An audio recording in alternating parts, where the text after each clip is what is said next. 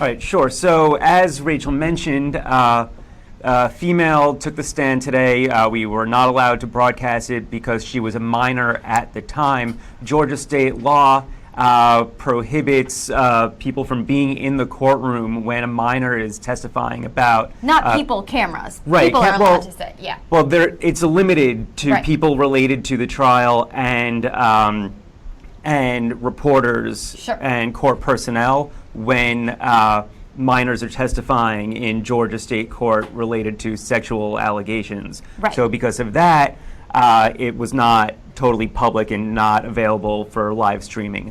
But we do have some notes about what happened on the stand, and the woman, who is no longer a minor but was 16 years old, allegedly, at the time that she and Harris were supposedly engaged in an online text-based relationship, and talked about how she was a junior in high school when they first started talking.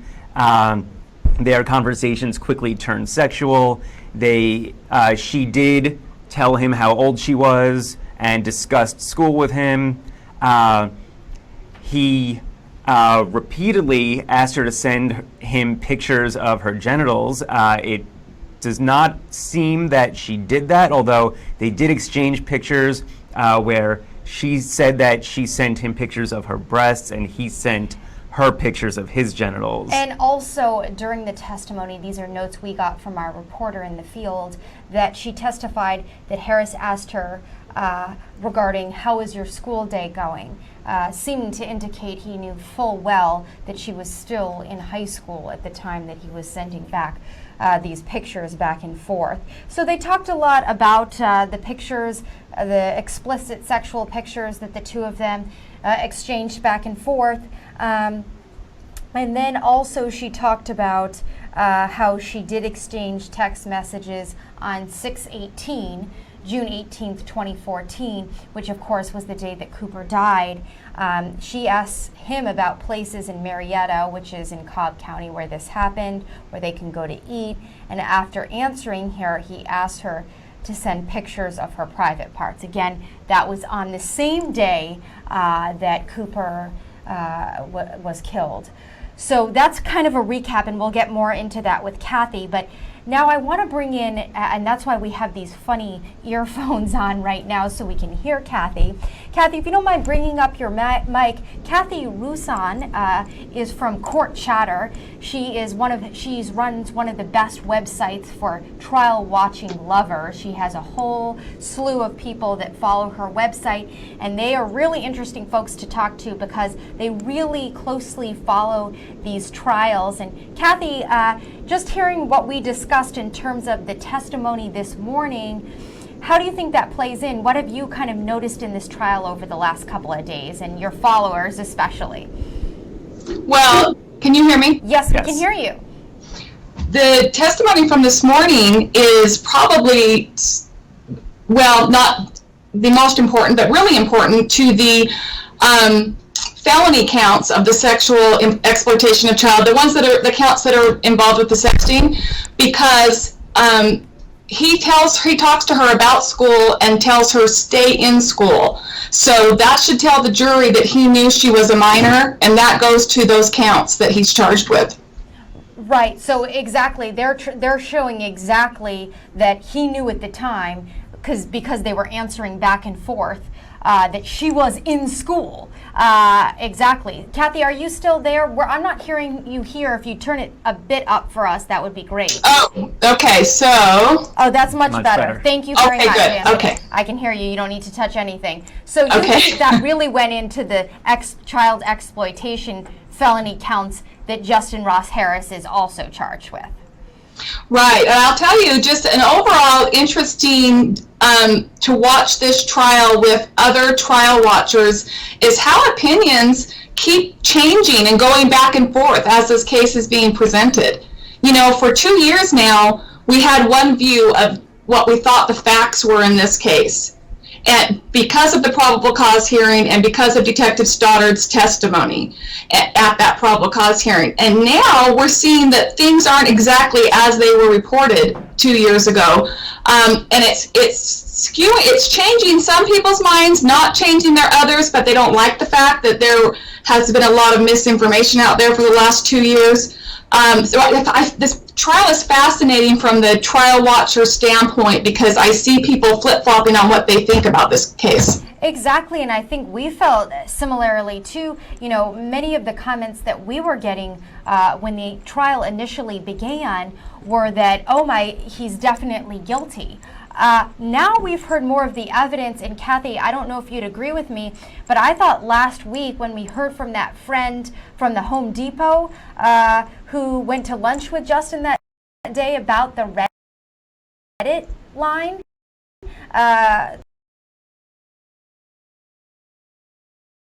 the child-free Reddit thread, that was pretty eye-opening in terms of what we initially thought and what ended up to be the case.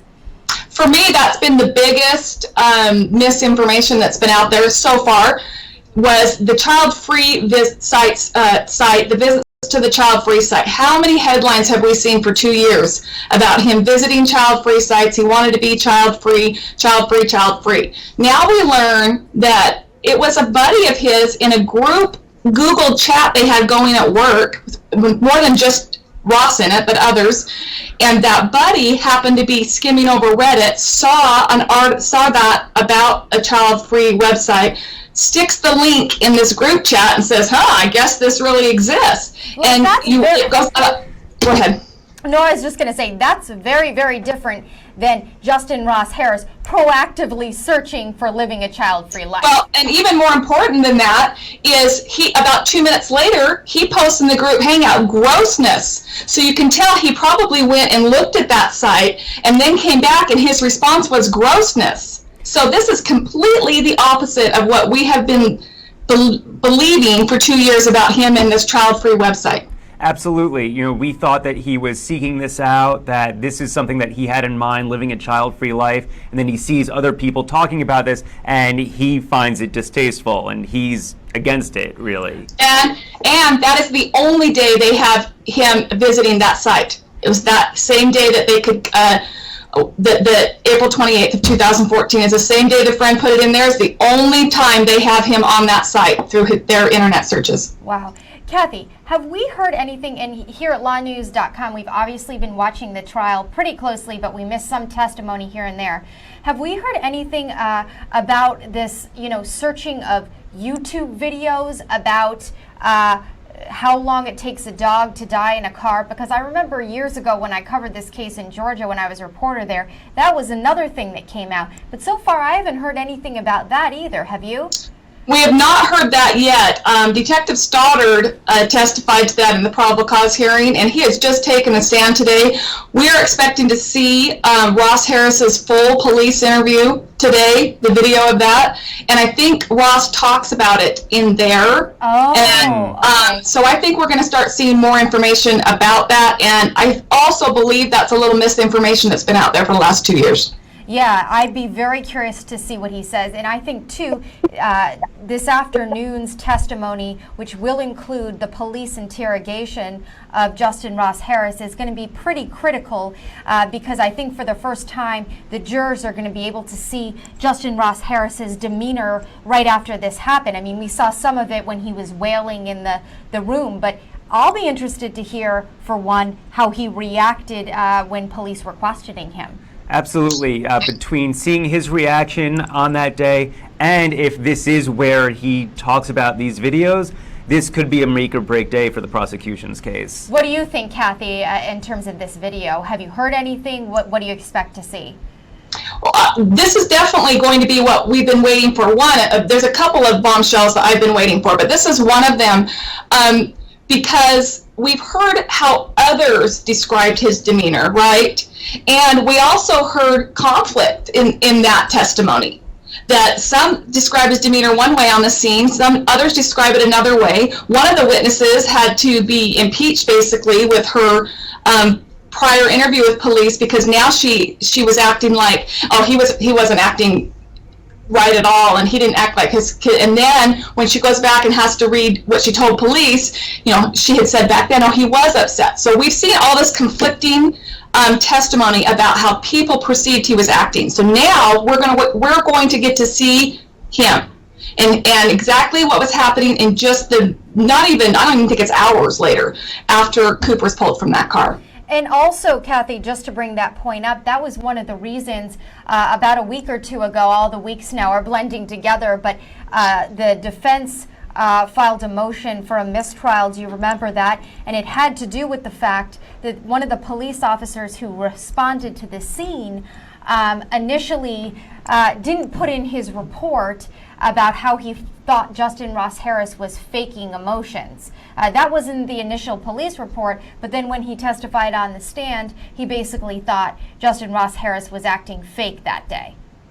That was Officer Gallimore, and the defense ended up being right. They wanted to admit that police report, and the state objected, saying that couldn't, and the defense brought up a statute saying they could, and over the weekend the judge decided to reverse her decision and allow that to be admitted. But that is the example of what has happened in this case, even with what we call, you know, professional witnesses, on how over these 2 years things are now, they're saying things a little differently than they did initially on the scene, because they believe that he's guilty, in my opinion. And that's why things are a little skewed to that side of it than they initially either reported to law enforcement, or they wrote in their reports, or they interviewed, you know.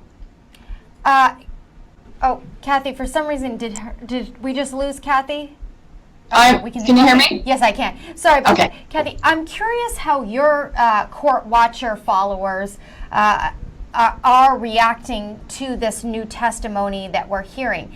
Because I know a lot, especially a lot of them thought he was guilty to begin with. Are they starting to rethink how they perceive this case? Well, some are. I will tell you, we have two separate issues here, which is why the defense tried to get it separated. We have the sexting charges with minors, and then we have the murder. And I think everyone really has him guilty on the sexting. It looks pretty clear cut and dry on that. There may be a little technicality the defense will try and argue in the law about, you know, you can actually have sex with a 16-year-old, but you can't sext her. But I still think he's going to be guilty on that. So that's what trial watchers, you know, and he's a total creep. And so that's what we're hearing about that part. On the murder, however, is the intent. And that is changing a little. Some are never going to change their opinion and they're going to believe he did it. But some, because of the misinformation, I think that's giving them pause. Now the jury's you've got to remember, the jury doesn't know misinformation. They just know what they're hearing now. In cross-exam, that will come up, especially the cross-exam of Detective Stoddard will come up of how things are reported differently today. But showing that he intentionally murdered Cooper, I think, is a hard road. However, what the people that still have him very guilty on that, their opinions are based on a couple things, and one is seeing the inside of that car and how close that car seat was to him. Right. I mean, right there. And I think that changed also a lot of views.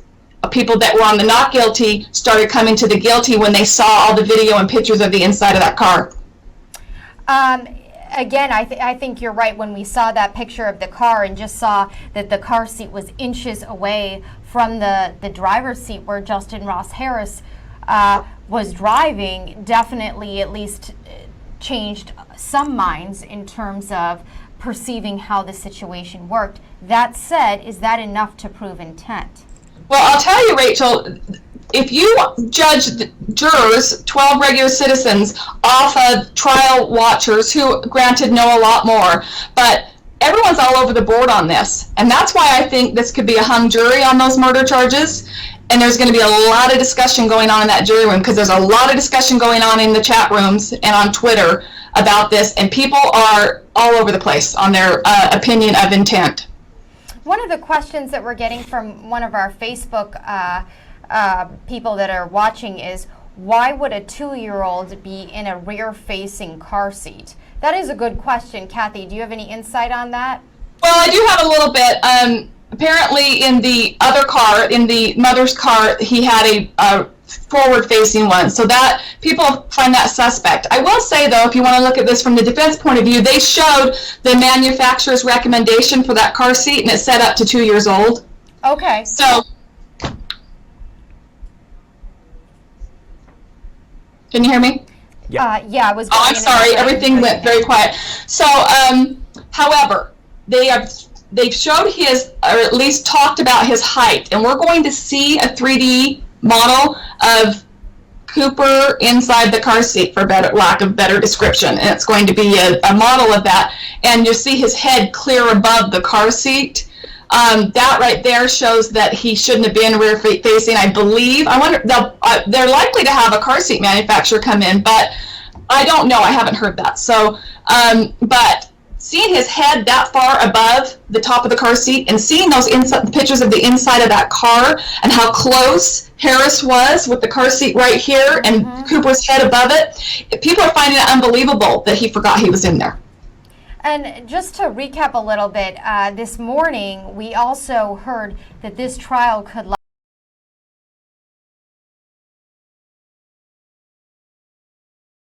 last another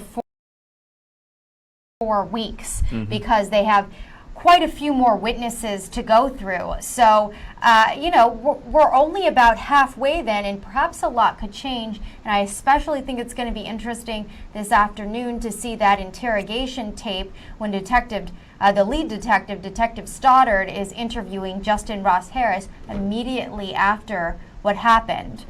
You know what else I'm hoping will come out is a lot of people were suspect and still are of the ex-wife Leanna, Cooper's mother, and comments she made when she came to the police station to talk to Ross. And I also believe that has never been put in context for us. That those one-liners that we've heard come out of her mouth that day, we may get a different view of that as well. What do you think? Do you think Justin Ross Harris is going to testify? The two attorneys that we've had over the last couple of days, Beth Karras and another criminal defense attorney yesterday, believe that the defense should definitely put him on the stand. What's your take on it, Cathy? He is so unlikable that I would be, I don't want to say shocked. I don't think they'll put him on the stand. I think right now there's enough reasonable doubt on the murder charge to at least get a hung jury. I think maybe that the course, well, they always say they wait to make that decision until the end of the state's case, but I think really they're going to wait until it's all out there and how they feel about it. He's just not likable, so I wouldn't put him on the stand. But I guess the attorneys we talked to this week basically said, well, everyone knows he's a slime ball already, so could they make him look any worse if he took the stand? Then at least the jurors would hear his side. Interesting take, though technically they are going to hear his side during the tape. Right, but I tend to agree with Cathy on this one. I don't think it would be the best idea to put him on the stand because, yes, we know, or the jury may know, that he's not the best guy, but people also knew a lot of stuff going into this trial that ended up not being true. True. So why give them the opportunity to confirm their preconceived notions, if they have them, of Harris? Why show them that he may not be the most sympathetic figure when, as we mentioned, there's so much reasonable doubt already as far as the charges? I think the less that he has to do with the testimony, the better. Cathy, we're getting a question in from Caleb Bernard, and you might know the answer to this because I believe that the jury should get to see the car with the car seat in real life and be able to get in the car for themselves. I know there were some plans to allow the jury to do that. Do you know if they're going to do that? In pretrial hearings, the judge ruled the car could be moved to Brunswick. So or is it perhaps they'll take the court out of court for a day and take the jury over to the car and give them a real life example? I think so, but and Ron could speak to this too. I don't believe the jurors will be allowed to get in the car. Yeah, I don't know. I don't know what Georgia does with those situations. As far as getting into the car, that seems a little bit questionable. But that's like doing your own kind of demonstrate or your own experiment, right? Yeah. But in terms of going out and taking a trip to just see it. I mean, those sorts of things happen, so Yeah. that could very well That be the could happen. case. Well, and even if they don't get in it, they'll definitely be able to get a kind of a better feel of how close that car seat was to the front seat, to where Justin Ross Harris was. Well, if you're just joining us, I want to thank you so much. We're live streaming from lawnews.com. We've been live streaming the Justin Ross Harris trial out of Brunswick, Georgia, and we have a very special guest on with us today, Cathy, who has a great website called courtchatter.com. She live streams trials as well, and we really thank her for coming on and giving her insight. It's always interesting to see what you think and what some of your court chatters think, because they are experts in watching these cases and I think have a pretty good sense a lot of times what might happen, though they do tend to skew more towards convicting these folks sometimes. No, that's absolutely correct. You know, I would say if you want to call a trial watcher, however you want to call them, tend to be prosecution based. But, you know, we've got some really smart people that have been watching court cases for a long time, and they really want the state to prove the case to them. So, and I wrote up a special on lawnews.com about Cathy's website, and believe it or not, Cathy's not an attorney, but if you heard her speaking for the last couple of minutes that we were live, you'd probably think she was, because as I said, she knows a lot more about criminal trials than a lot of attorneys do, for sure. So we really thank you for joining us, and we're going to take a break, and of course we'll start live streaming the trial when it picks back up this afternoon. It's going to be a critical day today, because we're expected to see the police interrogation tape from the day Justin Ross Harris found his child dead in his car. So stay with us.